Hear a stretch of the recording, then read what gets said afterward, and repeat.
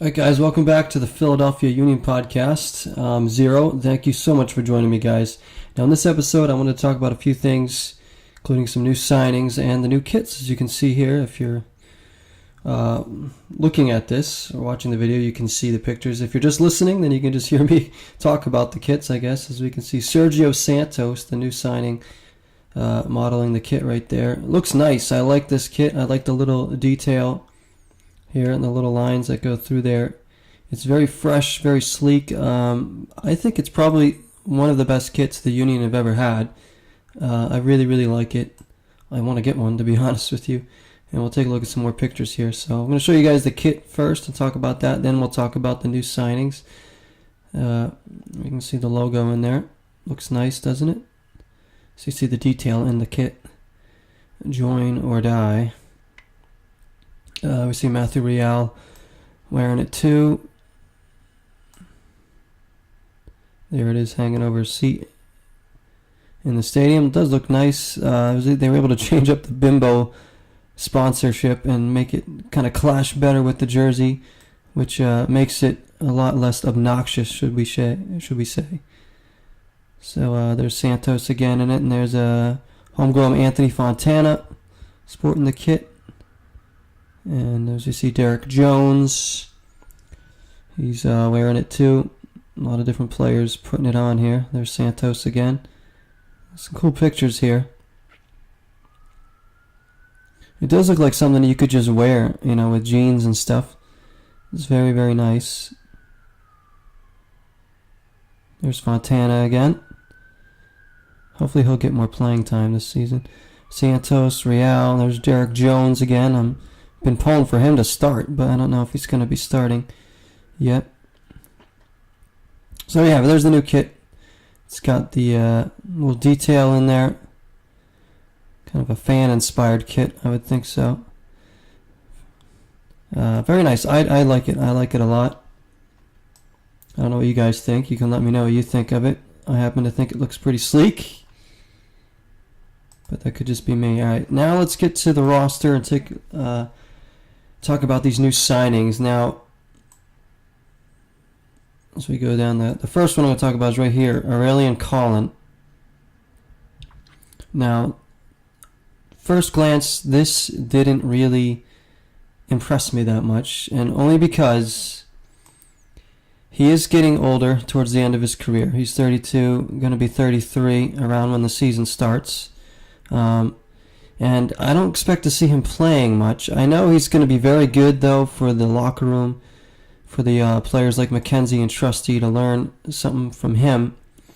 And he gives us a little bit of depth as well when we go into the Open Cup. So that I do like. That, the signing makes sense, but he's not coming in to really fill a hole or to start. At least I don't think so, because I believe McKenzie and Trusty is going to be our starting center back pair, and I don't see us moving to a 3-5-2, but you never know.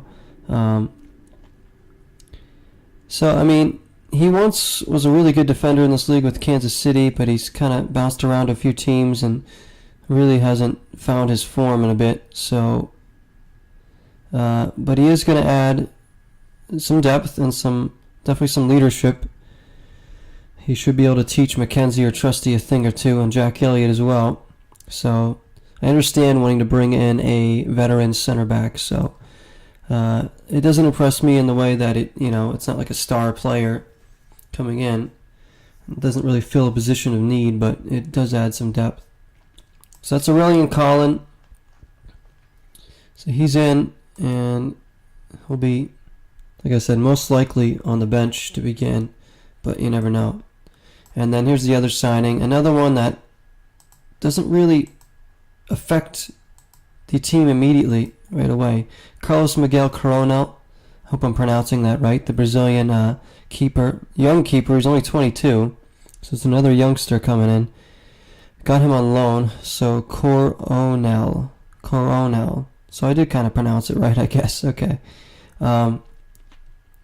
He comes in. I don't know anything about this guy. When we signed him, apparently played for Red Bull Salzburg.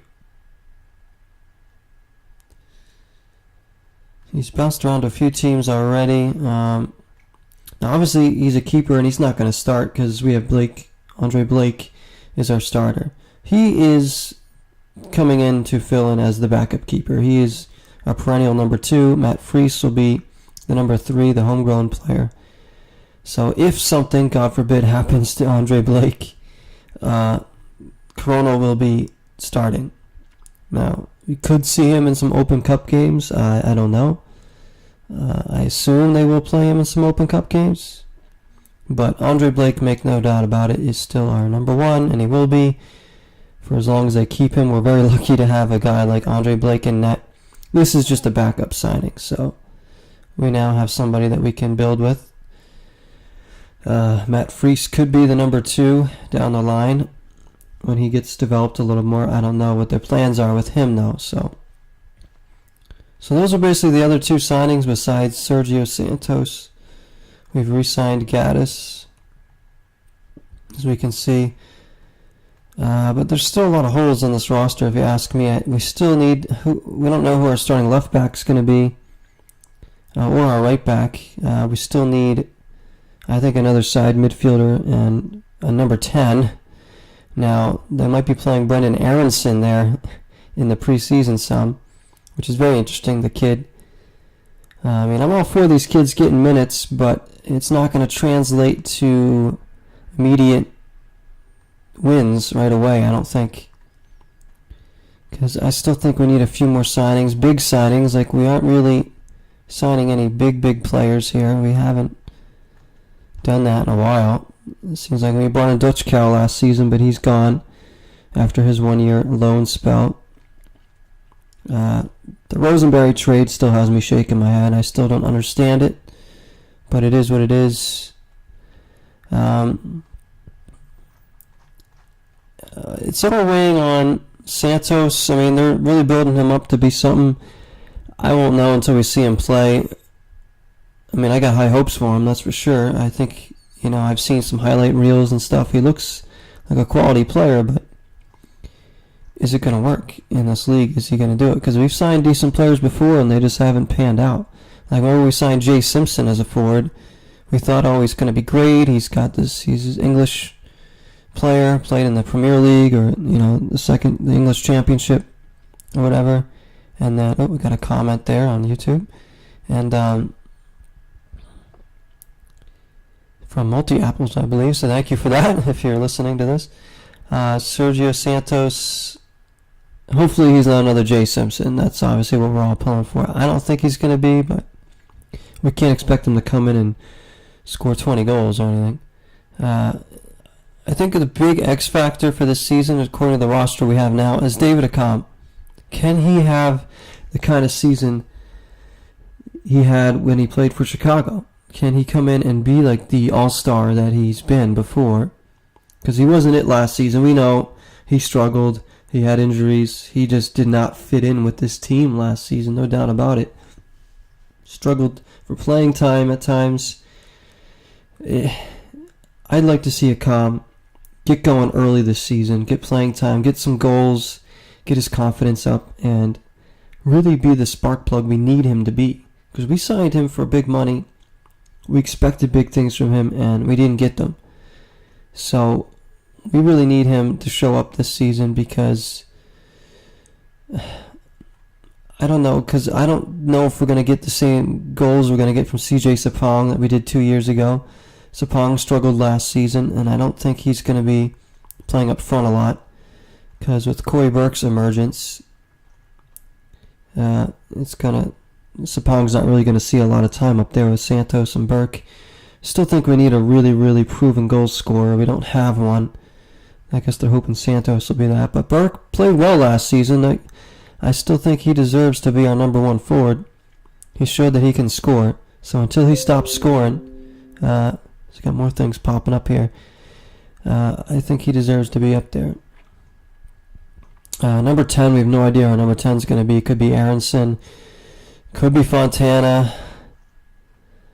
It could be Bedoya for all we know. I don't know if I like Bedoya in the number 10 role. I know he can play it. He can play pretty much anywhere in the midfield you want.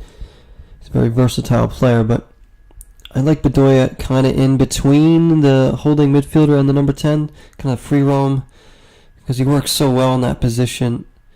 You know, picking and choosing his spots to go forward, getting back on defense, linking the midfield to the forwards, and, you know, providing support to the back line as well.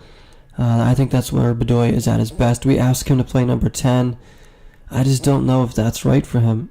He will pop up with the odd goals and the assists. He's a very skilled player too, but he's just not a number 10. He's just, you know, that's not his position. But we know that if he's asked to play there, he will, and he'll do his best. He had such a good season for us last year, I thought. But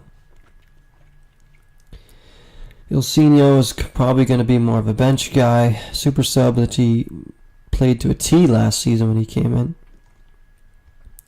I'd like to see Derek Jones start. I don't know if he's going to be...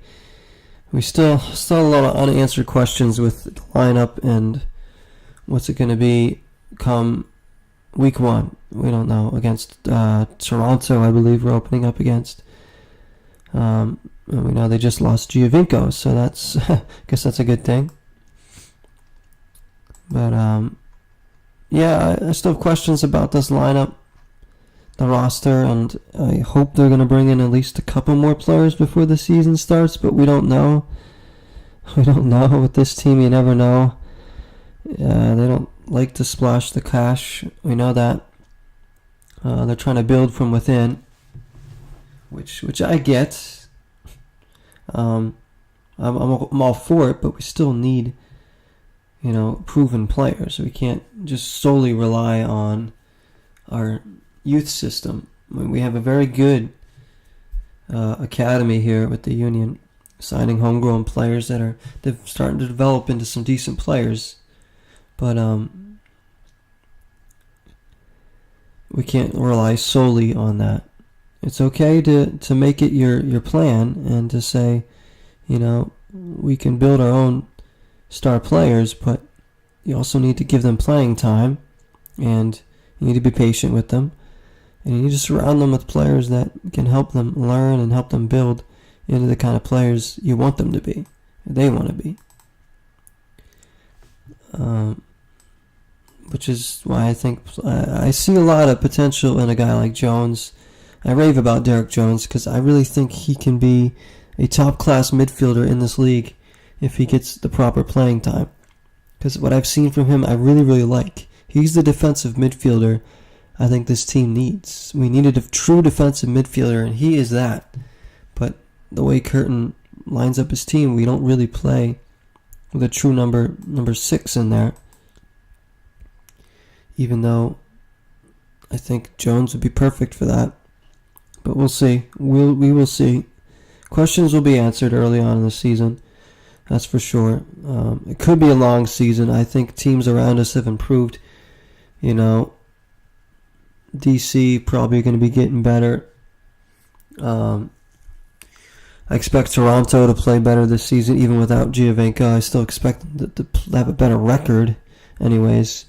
And New England, I think, has really improved their roster. They could be a dark horse there.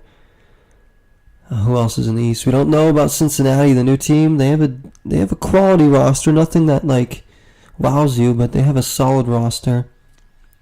They could be pretty good. You know, Chicago is probably going to be better. So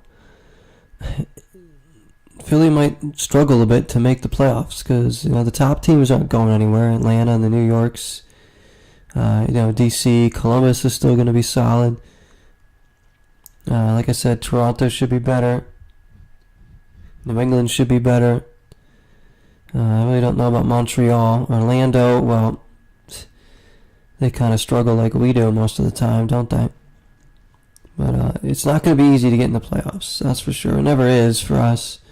We've only been there twice, and we've never been able to get out of a round. But we'll see. I'm a little optimistic still. I mean, I was optimistic going into last season, but we got off to a poor start. Then we started to pick it up, and then we ended with we just kind of fizzed out at the end of the season.